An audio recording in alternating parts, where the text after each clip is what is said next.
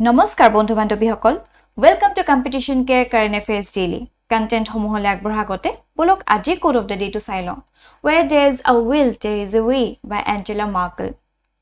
This quote is very old and I believe আপোনালোকে সকলোৱে জানে যে যেতিয়া আমাৰ মাজত হে ইচ্ছা শক্তি এটা থাকিব বা হে will to যেতিয়া থাকিব তেতিয়া যি কোনো ৰূপে এটা ৰাস্তা আমাক দেখাবই হে কামটো কৰিবলৈ হয়নে হেকানে কোৱা হয় where there is a will there is a way. Right? Okay. আৰু এখিনি হৈছে আজি টপিক সমূহ যিবোৰ আমি ডিসকাস কৰিম আৰু আমাৰ ফাৰ্স্ট টপিক টো লোৱা হৈছে দা আসাম ট্ৰিবিউনৰ পৰা ব্যাম্বো কমাৰ্চিয়েলাইজেশ্যন ইণ্ডিয়া ভাৰ্চেছ চাইনা আৰু এই টপিকটো ইম্পৰ্টেন্ট হৈ পৰে GS paper 3 agriculture related also it at the same time it is very significant from the GS paper 5 Assam issues এটা এই এডিটৰিয়েলটো একচুয়ালি কি ক'ব বিচাৰিছে বেসিক্যালি এটো ফোকাস কৰিছে যে সাউথ ইণ্ডিয়া আৰু চাইনা right দুটা আসলতে biggest bamboo producing nations in the world হয় right আৰু যেটো ইণ্ডিয়াৰ bamboo cultivation area হয় হেতু 14 million hectares হয় right whereas China it is just 6 million hectares ইয়াৰ সত্ত্বেও China is able to emerge as a global superpower in terms of bamboo economy right amatkoy adhatkeu kom ase teolokor bamboo cultivation area still they are able to emerge as a global superpower right in terms of bamboo economy or commercialization whereas we are India we are lagging far behind it is how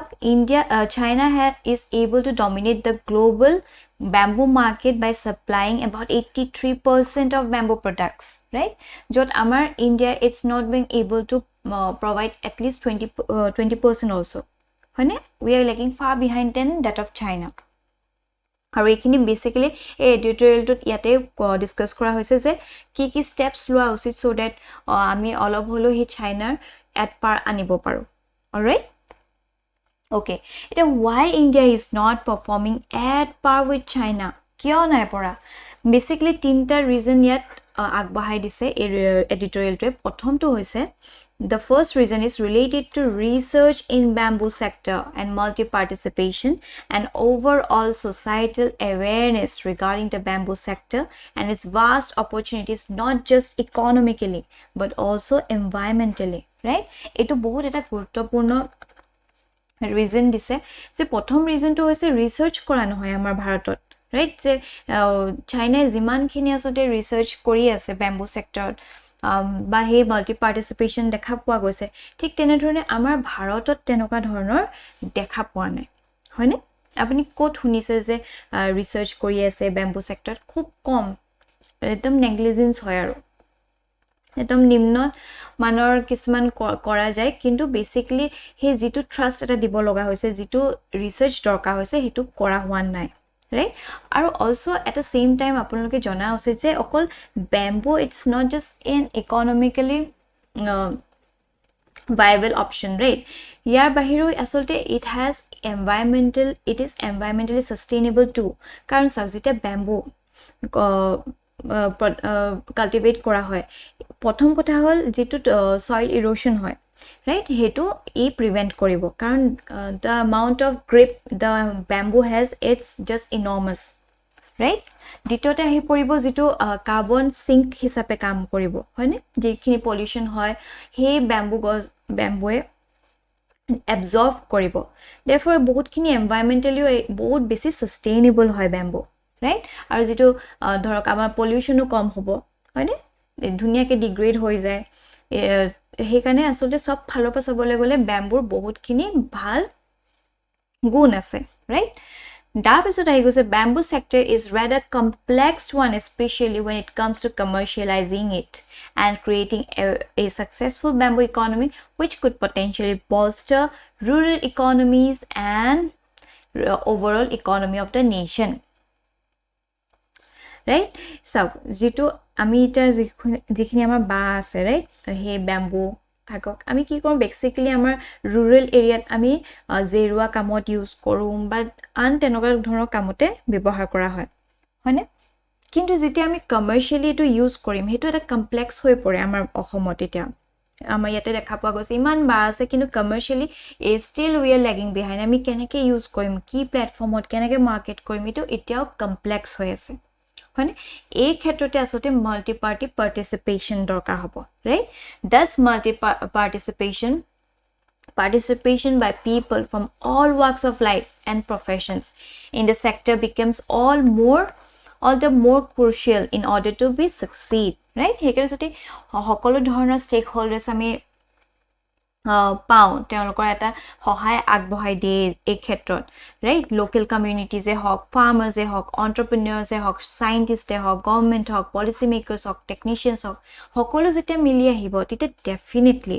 right a commercializing to at a smooth way হৈ পৰিব right thus this multi participation and collective team effort has made the Chinese bamboo industry grow and prosper over the decades right যি সকল আমাৰ ইয়াত lake কৰি আছো হেখিনি আকৌ China তেওঁলোকে বহুত ইখিনি ফোকাস কৰিলে so that they are able to now emerge as a global superpower in terms of bamboo economy all right দ্বিতীয় যেটো ইম্পৰ্টেন্ট ৰিজন দিয়া হৈছে ডিসিজন মেকিং ৰাইট যেটো পলিসিজ হয়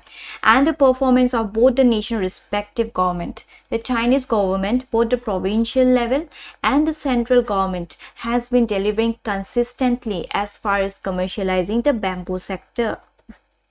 goes so যি ধৰণে আমাৰ যেনকে সেন্ট্ৰাল এন্ড স্টেট গভৰ্নমেন্ট আছে ৰাইট ঠিক তেনেদৰে যি কল চাইনিজ গভৰ্নমেন্টৰ provincial as well as central government আছে তেওঁলোকে দুজনে কনসিস্টেন্টলি এটা বুস্ট কৰি আছে ট্ৰাষ্ট দি আছে right in terms of commercialising the bamboo sector কিন্তু আমাৰ ইণ্ডিয়াত দেখা পোৱা নাই তেনেকুৱা ধৰণৰ কোনো ট্ৰাষ্ট ৰাইট এট দুফালে এনেকে কনসিস্টেন্টলি ৰৈ যোৱা নাই yes আমাৰ স্টেট গভৰ্নমেন্টে কিছুমান আনিছে schemes and all kintu iman eta major trust eta dekha joa nai from the central government jodi dufalor price jodi eta major boost eta dia that trust eta dia then definitely amar bamboo sector eta bhal fol dekhabo paribo right it is common knowledge that the two most important factors which influence the decision of the investor looking to invest in the bamboo sector are এই দুটা ওপৰতে actually ভিত্তি কৰে প্ৰথমটো হৈছে availability of the local bamboo right এটোটো হবই লাগিব দ্বিতীয়তে হৈছে investment environment which is very significant investment environment is basically যে কি ট্যাক্স রিবেট দিছে right is of doing business কি হয় মাৰ্কেটিংৰ কাৰণে কি লজ আছে এইখিনি এটা এনভায়ৰনমেন্ট এটা দিয়া যায় তেতিয়া হে ইনভেষ্টমেন্টটো কৰিবলে হে ইনভেস্টৰ জনে অকমান ভাল পাব ৰাইট এটা যদি দুৰ্বল পুলি এটা আছে ৰাইট আৰু হে ভালকে সাস্টেইন কৰিব পৰা নাই তাক যদি আপোনালোকে অকমান এটা শেডত আনি দিয়ে যত পাৰ্শিয়াল সানলাইট পৰি থাকে ৰাইট অলসো অকমান হাৰ দি দিয়ে ৰাইট কেসু হাৰ অলপ দি দিয়ে এনেকা ভাল যদি কিছুমান হেৰি কৰে তে ডেফিনেটলি ভালকে সাস্টেইন কৰিব পাৰিব হয়নে হে পলিটো এটা ঠিক তেনে ধৰণে এটা ব্যাম্বো সেক্টৰটো ভালকে বুস্ট হোৱা নাই এটা ফ্লাৰিশ কৰা নাই কিন্তু তা যদি আমি এটা প্ৰপাৰ এটমস্ফিয়াৰ এটা দিও এটা প্ৰপাৰ এনভায়ৰনমেন্ট এটা দিও তে definitely it will prosper right in order for the bamboo sector to thrive and prosper it is vital importance that the government take informed coordinated consistent and systematic policies which will take the bamboo industry forward right এটা যিখিনি হে হার দিয়াই হক হে road পড়াই হক সব ঠিক তেনে ধৰণে গভৰ্নমেন্টে যদি এটা inform coordinated consistent systematic policies আনে তেতিয়া এই ব্যাম্বো সেক্টৰটো definitely it will prosper alright তাৰপিছত থাৰ্ড ৰিজনস আৰু আটাইতকৈ ইম্পৰ্টেন্ট যেটো ৰিজন হয় why India has underperformed and has been unable to unlock its full potential in creating its own flourishing bamboo economy as China has done prothomto hoise India has failed when it comes to successfully using bamboo in a circular manner বহুত বেছি important recently jikhine asolte scientist সকল হয় right the বহুত asolte purona scientist হক বা তেওঁলোকে এটা খুব trust দি আছে to adopt this circular economy right jo zero wastage hoy raw material hobo taba manufacture hobo right tabsa ako jetu waste hoy he waste to ako raw material hoy pore sorry excuse me সেইকাৰণে এনেকেই চলি থাকে এই ইকনমিখন, ইয়াত zero' west হয়। ঠিক তেনেধৰণে যদি এটা বাঁহৰ কিবা এটা সামগ্ৰী আমি বনাইছোঁ, say suppose tray এখনে বনোৱা হৈছে থ্ৰু হে বাটো দি, তাৰ যেটো waste material থাকিব, ৰাইট, হে waste material দি যদি আমি আৰু বেলেগ বস্তু বনাই দিব পাৰো তেতিয়া এটো জিৰো waste হৈ যাব, হয়নে? ঠিক তেনে ধৰণে আসলতে এই চাইনাই এই ক্ষেত্ৰত বহুত গুৰুত্ব দিলে, right, ensuring is there is a minimal wastage by utilizing waste materials as one industry for making use in the another. A good example of this can be seen the incense sticks manufacturers in India who have incurred high cost of production as most of the bamboo sticks are unutilized or completely wasted in the production process, thereby making incense sticks in India unable to compete with cheaper imports mainly from the Vietnam and the China, right? আমি জানো যে আমাৰ ভাৰতবৰ্ষে incense sticks এতিয়াও majority যেটো তেওঁলোকে import কৰে, right? কিন্তু দেখা যায় যে আমাৰ ভাৰততে ইমানখিনি আসলে ব্যাম্বু প্ৰডাকশন হয়। কিয় লস ফেস কৰিছে? বেসিক্যালি যেতিয়া হে পাৰ্টিকুলাৰ এটা লেবাৰ লগাব, ৰাইট, হে ইনসেন্স স্টিকটো বনাবলে, হে অকল ইনসেন্স স্টিকটোৱে আসলে ফোকাস কৰি বনোৱা যায়। কিন্তু তেওঁলোকে যদি বেলেগ এটা কামৰ ধৰে, কিবা বেলেগ এটা প্ৰডাক্ট এটাই বনাইছে, তাৰ যেটো ওয়েস্ট মেটেৰিয়েল যদি হে ইনসেন্স স্টিকটো বনোৱা যায়, right, তেতিয়া হেতু ধৰক হেখিনি ওয়েস্ট প্ৰডাক্ট হে আছিলে, হেকাৰণে they are able to give us at very cheap rate, right, whereas যত ইয়াত ইমান লেবাৰ এটা ইউজ কৰা হৈছে, তেওঁক হে wages দিয়া হৈছে, ultimately যেটো কষ্ট পাব ইয়াত হেতু যেটো কষ্ট অফ প্ৰডাকশনতকৈ বেছি হৈ পৰে, right? হেকাৰণে আসলতে ইয়াত ইন্ডিয়া অকমান লস ফেস কৰি আছে। হেতু আসলতে সোৱা উচিত যে এটা যদি সাৰ্কুলাৰ ম্যানাৰ যদি এটা হে ব্যাম্বু production বা ব্যাম্বু ইকোনমি to চলোৱা যায়, তেতিয়া it will definitely earn us a good profit, right?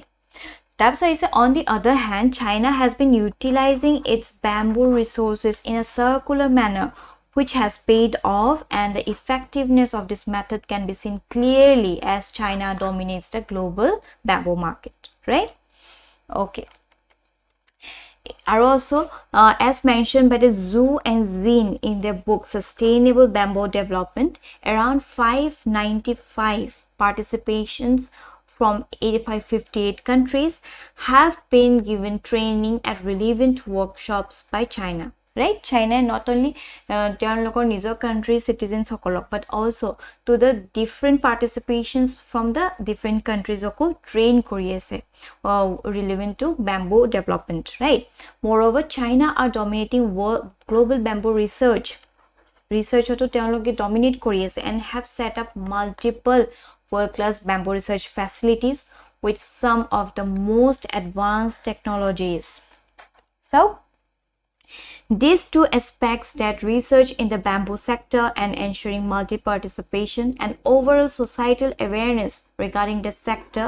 are the two areas where India is lacking at the moment,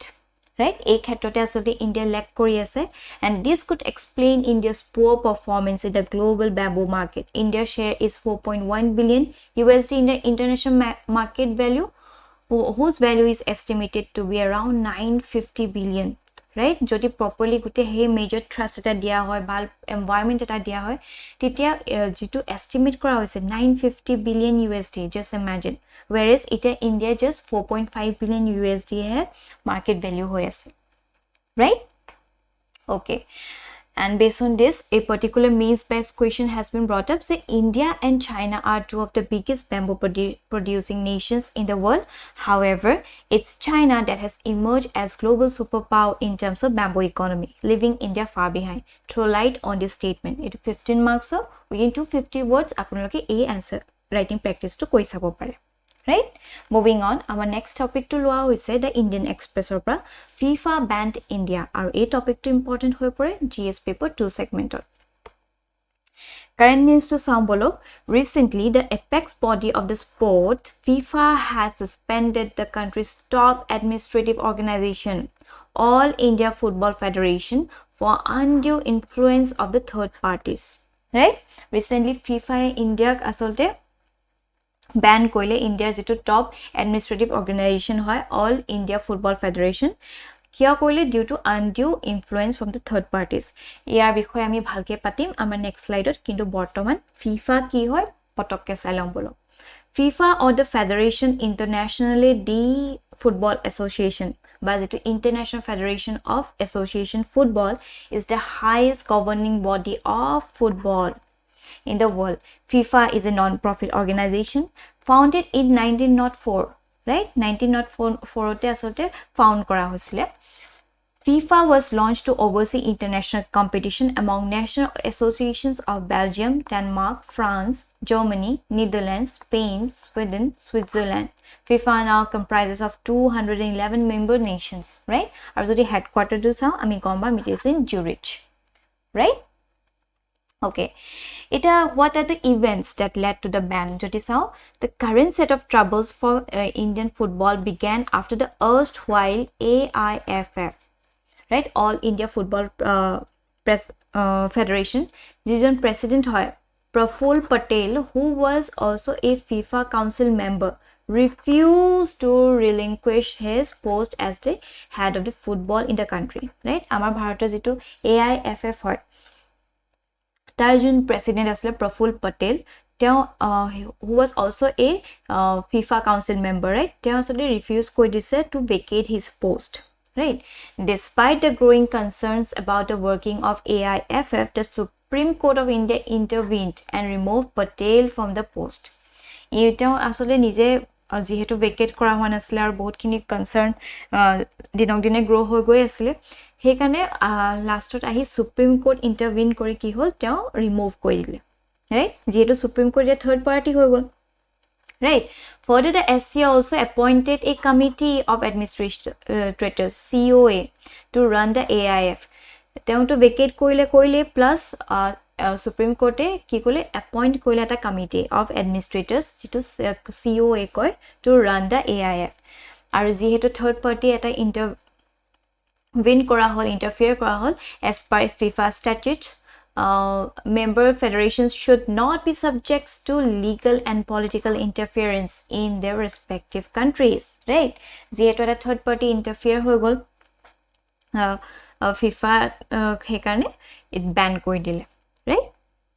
Eta jehetu teoloke India ban korise eta ki implications hobo ki implications we as Indians ami face koim prothom hoise no international football. The suspension means no international football and it applies to all national teams across all age groups, right? It also applies to both man and women football and to all club teams of India. The suspension also impacts the international transfers as well as any course of developmental programs that AIFF officials could or were taking part in, right? Tabso he goes a ban on activities outside India. This in fact means a total ban on all football related activities outside India. However, the league in the country as well as domestic transfer can continue, right? Diru amar country bhitor as well as domestic transfer ekhini continue hoi thakibo kintu internationally ekhini ban hoi gose. The Gokulam Kerala women team, which is currently traveling to Karshi, Uzbekistan for the AFC Women Club Championship, may no longer be able to participate in the tournament. This is really sad, right? It also took away the country's right to hold the FIFA U-17 Women World Cup 2022, which was scheduled to be held from the October 11 to 30th, right? Ekhini implication hoi porise. The key way forward ki dise, right? Kenake ako etu uplift koi lobo paribo. Prothom is FIFA has said that two main concerns need to be addressed in order for the ban to be lifted. Duta concern dise teoloke jitu address kora usit so that teoloke he ban to lift koribo pare. Prothom to is a mandate of COA would have to be repealed in full, right? Jitu recently Supreme Court eta committee gothon koisile hetu repeal koi dibo koise. Ditiyote the AIFF administration would need to be completely in charge of its day-to-day running once again. এই দুটা আসলতে major concern হয় FIFA which should be addressed as soon as possible. It wanted the AIFF constitution to be revised and on terms of FIFA and the AFC policies and for the election to be held on the current AIFF membership structure that are based on states associations only. Right? Okay. It next our last topic to loa hoise the Assam Tribunal pra Kushal core and this topic is very important from GS paper 1 personality hondobot also at the same time GS paper 5 Assam issues. এই বছৰ জুনে APSC mains দিছে তেওঁলোকে নিশ্চয় গম পাইছে যি ধৰণৰ পাৰ্সোনালিটি বেসড কোৱেশ্চন হুদা গৈছিলে সে সাপোজ ভূপেন হাজৰিকাই হওক কালীচৰণ ব্ৰহ্ম ডাঙৰীয়াৰ কথাই হওক ৰাইট ঠিক তেনে ধৰণে আমি কুশল কোঁৱৰ বিষয়ও আমি জনা উচিত right not just exam perspective also but আমি হে অসমবাসী হোৱা হিচাপে আমি জনা উচিত যে আমাৰ কাৰণে কিমান স্যাক্ৰিফাইস কৰিছিলে ৰাইট এই স্বাধীনতা আমাক দিবলে ৰাইট ওকে এটা এই এডিটৰিয়েলটো কি ক'ব বিচাৰিছে ইট বেসিক্যালি কুশল কোঁৱৰ ডাঙৰীয়াৰ কথা কৈছে যে Kushal Konwar of Golaghat district in Assam who was the only satyagrahi martyr to be hanged during the 1942 quit India movement. Kushal Kaur, who sacrificed his life for the nation, remained confined only in the history books of Assam as one of the many freedom fighters of the state. Right? Kushal Kaur kotha apni jodi gute bharat borkhot jodi beleg rajyot hudibo jay kono basically najaniboy ekdom khub kom eta sage ejon dujon hoyto janibo pare but basically teoloke najane ami just amar ohomor jekhini history book ase tate ami gom pao right it's high time je hokolwe gom pao right okay ter kotha olop sailom bolo born in 1905 Golaghat district Kushal Kaur was the fifth son of the Sonaram Kaur and the Konakeshwari right his ancestors can be traced back to the Gomdhar Kaur the first Assamese freedom fighter who fought against Britishers to restore the Ahom monarchy which came under the Britishers through the Treaty of Yangdabu 1826 right teon jekhini ancestors joti ami trace back koro ami Gomdhar Kaurok pam aru teon asole bahut ejon prothom ohomia je freedom fighter boli ami kobo paru right who fought against the Britishers to restore the Ahom monarchy right okay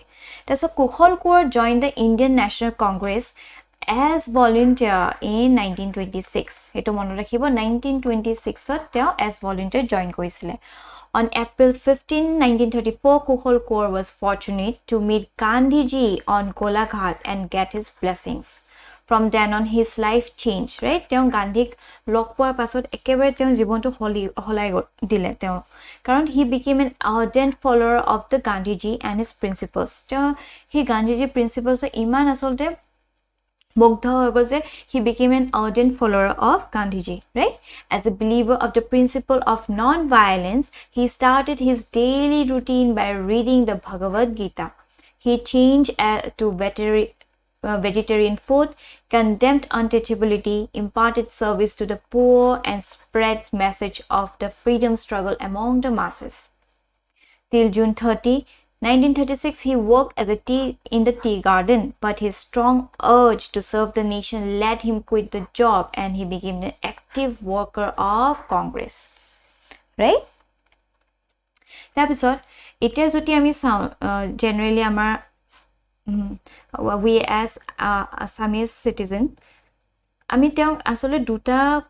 ক্ষেত্ৰত বেছিকে চিনি পাও প্ৰথমটো হৈছে যেটো আমাৰ হৰু পথাৰ derailment case and secondly Britishers conspiracy against him right Kushal Konwar বুলি ক'লে ডাইৰেক্ট আমি আৰু হৰু পথাৰ টেল ডিৰেইলমেন্টৰ কথা মনলৈ আহি যায় ৰাইট আৰু যেনেকৈ ব্ৰিটিছাৰ্স সকলে তেও কনস্পায়াৰ কৰি আসলতে হ্যাং কৰিলে হেতু কথাও মনলৈ আহে ৰাইট he বিষয় আকমান ভালকে চাইলম বলো when Mahatma Gandhi on 8 August 1942 gave the call for do or die keeping in pace with the counterpart in other parts of India the people of Golaghat also joined the movement with the slogan Korim nohole morim right do or die যেটো আসলে slogan with the arrest of the Gandhiji and other leaders the quit India movement became leaderless right ami janu je jinakhon asole launch kora kotha asle right? Past দিনাখন যেতিয়া launch কৰা কথা আছে তাৰ আগদিনাখনে হি major হি leaders সকলক যোনে quit India movement launch কৰা কথা হৈ আছিল তেওঁলোকক ব্ৰিটিছ সকলে এৰেষ্ট কৰি লৈছিলে ৰাইট এৰেষ্ট কৰাৰ পাছতে আচলতে যিহেতু তেওঁৰ লিডাৰলেছ হৈ গৈছিলে গোটেইখনে মানুহে emerge হৈ আহিছিলে and followed by the emergence of two factions within the Congress এটা হৈছে শান্তি সেনা যিখনি peaceful force হ'ব through peace তেওঁলোকে হে মুভমেন্টটো চলাই নিব দ্বিতীয়তে আহিছে ডেথ স্কোৱাড মৃত্যু বাহিনী right to fight against the colonial regime Shankar বৰুৱাইটো মনত ৰাখিব train derailment formed the Mittu Bahini of Golaghat and was also mastermind behind the trail derailment at Sangpul near the Horopota Golaghat. Eta basically ki hoy বহুতে এনেকুৱা ভাবে যে যেটো train ডিৰেইলমেন্ট হৈছিল হেতু আসলতে আমাৰ কুশল কোঁৱৰ দেৱৰ কাৰণেহে হৈছিল বাট নো দ্যাটস নট ট্ৰু যদি আমি ভালকে চাও ইট হ্যাপেন এটো একচুয়ালি কনস্পায়াৰ কৰাহে হৈছিল তেওঁ ৰাইট তেওঁ আসলতে ৰংলি ফ্ৰেম কৰা হৈছিল কিন্তু আসল জুন মাষ্টাৰমাইণ্ড আছিল হেয়া হৈছে শংকৰ বৰুৱা ৰাইট শংকৰ বৰুৱা জুনে মৃত্যু বাহিনী গঠন কৰিছে গোলাঘাটত আৰু also he was the mastermind behind the train derailment right আৰু তাতকে মন কৰিবলগীয়া কথা কুশল কোঁৱৰ প্ৰেজেন্টে নাছিলে হে secret meeting held to discuss the derailment and as such was not aware of the plan তেওঁ একো এৱেৰে হোৱা নাছিলে A day after the incident, Suren Phukon and the Boykuntha Singh went underground and sent a letter to Kushal Kaur asking him also to join, also to go into hiding, right? কাৰণ তেওঁলোকে গম পাইছে যে June Suren Phukan আৰু বৈকুণ্ঠ তেওঁ আসলতে দুজনে মিলি এখন লেটাৰ সেন্ড কৰিলে আমাৰ কুশল কোঁৱৰক যাতে তেওঁ লুকাই যায় কিন্তু কাৰণ তেওঁলোকে গম পাইছিলে কাৰণ কুশল কোঁৱৰ হৈছে সেক্ৰেটাৰী অফ হৰপথা কংগ্ৰেছ ৰাইট সেইকাৰণে হে ব্ৰিটিছ সকলেটো তেওঁ কিতেও নেৰে তেওঁ ডেফিনেটলি এৰেষ্ট কৰিব